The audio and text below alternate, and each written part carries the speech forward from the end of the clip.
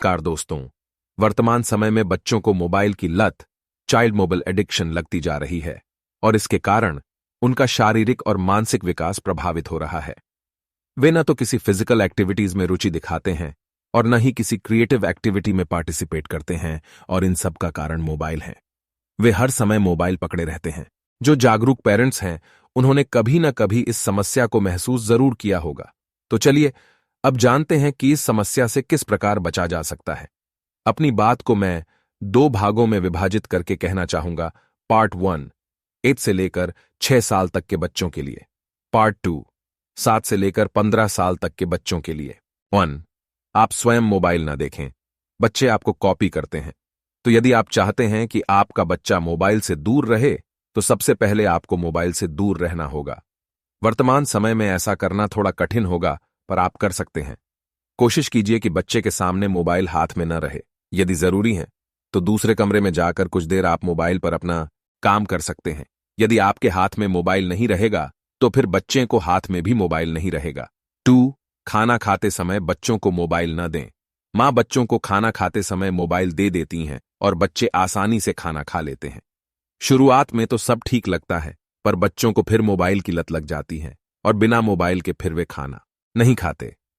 खाते समय मोबाइल देखने से उनका ध्यान मोबाइल पर रहता है और वे खाना ठीक से चबाते नहीं हैं। कई बार तो काफी देर तक खाना मुंह में भरे रहते हैं। आयुर्वेद के अनुसार खाते समय आपका ध्यान सिर्फ खाने पर होना चाहिए, अन्यथा खाना ठीक से नहीं पचेगा और आपका पेट खराब रहेगा। बच्चों के पेट का ठीक न रहने की एक वजह मोबाइल भी हो सकती है। खाते समय बच्चों को मोबाइल न दें, चाहे बच्चे खाना न खाएं तब भी, क्योंकि यह उनके स्वास्थ्य के साथ खिलवाड़ है। बच्चे यदि खाना न खाएं तो उन्हें किसी और चीज से बहलाना चाहिए, पर मोबाइल नहीं देना चाहिए। मां कोशिश करें कि बच्चे के साथ ही खाना खाएं, ताकि आपको देखकर बच्चे को भी खाने की प्रेरणा हो। 3 घर के काम करते समय बच्चों को मोबाइल न दें। कई बार माताएं घर के काम जैसे किचन के काम या कपड़े धोना आदि आसानी से करने लिए बच्चों को मोबाइल दे देती हैं, ताकि बच्चे उन्हें परेशान न करें और वे अपना काम आसानी से कर सकें। और इसी से बच्चों को मोबाइल की लत लग जाती है।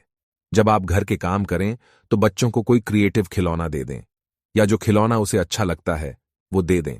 परंतु यदि इतने पर भी वह रोता है तो उसे अपने साथ रखें, पर मोबाइल न दें। यह आपके बच्चे के मानसिक विकास का सवाल है। 4 बच्चों को किसी आर्ट में इन्वॉल्व करें। बच्चे मोबाइल को कम देखें। इसके लिए सबसे ज्यादा आवश्यक है कि उन्हें किसी आर्ट में इन्वॉल्व रखा जाए। कुछ बच्चों में तो यह इनबिल्ट होता है, पर कुछ को यदि आप ऐसा एटमॉस्फेयर दें तो वे उसमें इन्वॉल्व हो जाते हैं। ये आर्ट कुछ भी हो सकती है, जैसे सिंगिंग, म्यूजिक, डांस एटसेट्रा, और इनके द्वारा बच्चों में सकारात्मक आदतों का विकास होता है और बच्चे इसमें बहुत जल्दी तरक्की करते हैं। बच्चे कच्ची मिट्टी की तरह होते हैं, आप उन्हें जैसे सांचे में ढालेंगे वे उसी में ढल जाएंगे। अब यह आप पर निर्भर करता है कि उन्हें आप किस सांचे में ढालना चाहते हैं। 5 बच्चों को रचनात्मक कार्यों में व्यस्त रखें। यदि हम यह चाहते हैं कि बच्चे मोबाइल न देखें, तो हमें उन्हें किसी न किसी काम में व्यस्त रखना होगा। आप उन्हें रचनात्मक कार्यों में व्यस्त रखें। आप उन्हें कहानी सुनाएं, उन्हें क्रिएटिव खिलौने खेलने के लिए दें, उन्हें ड्राइंग एंड कलरिंग जैसे कामों में लगाएं, उन्हें प्रार्थना करना सिखाएं, उन्हें रामायण और पुराणों की कथाएं सुनाएं। इससे उनका आध्यात्मिक विकास तो होगा ही और साथ में वे मोबाइल से भी दूर रहेंगे। मैं आशा करता हूं कि इन सब के द्वारा 0 से लेकर 7 साल तक के बच्चों को मोबाइल की लत से बचाया जा सकता है। अब बात करते हैं उन बच्चों की जो 7 साल से लेकर 15 साल तक के एज ग्रुप में आते हैं। 1 बच्चों को एक निश्चित समय के लिए मोबाइल दें और निगरानी रखें। जब बच्चे स्कूल जाने लगते हैं तो उन्हें मोबाइल की आवश्यकता पड़ने लगती है। जब से ऑनलाइन क्लासेस ने जोर पकड़ा है, तब से तो और भी ज्यादा। तो बच्चों एक निश्चित समय के लिए मोबाइल दें और सिर्फ पढ़ाई के काम के लिए, और आप उन पर निगरानी रखें। कई बार आपको ऐसा लग सकता है कि यह कुछ ज्यादा हो रहा है, पर बच्चों के उचित विकास के लिए यह आवश्यक है। मोबाइल पर गेम खेलने या वीडियो देखने से बेहतर है कि उन्हें किसी क्रिएटिव या परफॉर्मिंग आर्ट में लगाया जाए या आउटडोर खेलने दिया जाए। 2 बच्चों को दूसरे बच्चों की नकल करने से बचाया जाए।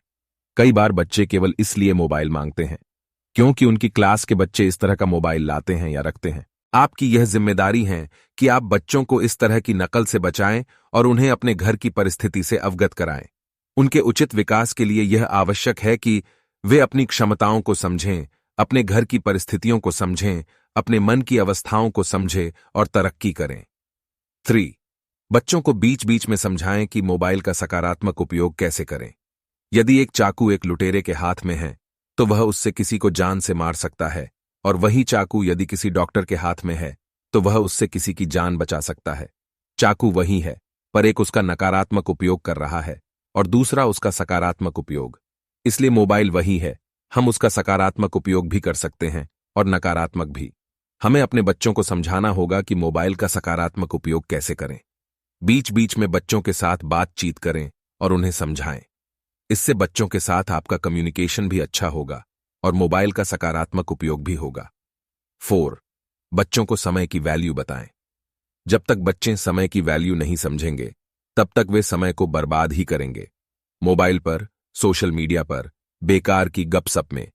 इसलिए यह बहुत आवश्यक है कि बच्चों को समय के मूल्य के बारे में बचपन से पता हो और वे अपने समय का उचित उपयोग करना जानते हो, ताकि वे अपने समय का सदुपयोग करके उन्नति कर सकें। भगवान ने सभी को 24 घंटे का ही समय दिया है। उसी का उपयोग करके कुछ लोग महान कार्य करते हैं, जबकि कुछ लोग महान गर्त में गिरते हैं। 5. आप स्वयं भी अपने पर नियंत्रण रखें। मैं पहले भी कह चुका हूं कि बच्चे आपको कॉपी करते हैं।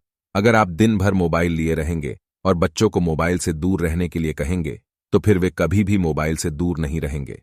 आपको स्वयं भी मोबाइल से दूरी बनानी होगी और सोशल मीडिया से भी। अपने आप को भी सदा क्रिएटिव वर्क में व्यस्त रखें, ताकि बच्चे आपसे प्रेरणा लें। 6. आध्यात्मिक गतिविधियों को अपनी दिनचर्या में शामिल करें। आध्यात्मिक गतिविधियां आपको सकारात्मक बनाती हैं और एक सुदृढ़ दिनचर्या प्रदान करती हैं। अगर आप आध्यात्मिक गतिविधियों को अपनी दिनचर्या में शामिल करते हैं, तो आपको मोबाइल पर वीडियोस देखने, गेम्स खेलने या सोशल मीडिया के लिए समय ही नहीं मिलेगा।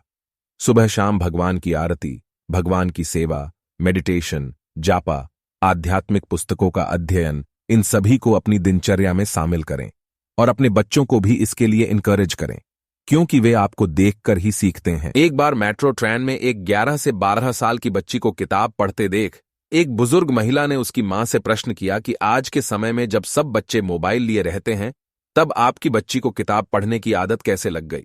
तब उसकी मां द्वारा दिया गया उत्तर मेरे लिए मार्गदर्शन बन गया। उसकी मां ने उत्तर दिया, क्योंकि मेरे हाथ में किताब हैं, इसलिए उसके हाथ में भी किताब है। हमें आज ऐसी ही माताओं की आवश्यकता है। सफल होना है तो छोड़ें एक्सक्यूज देना।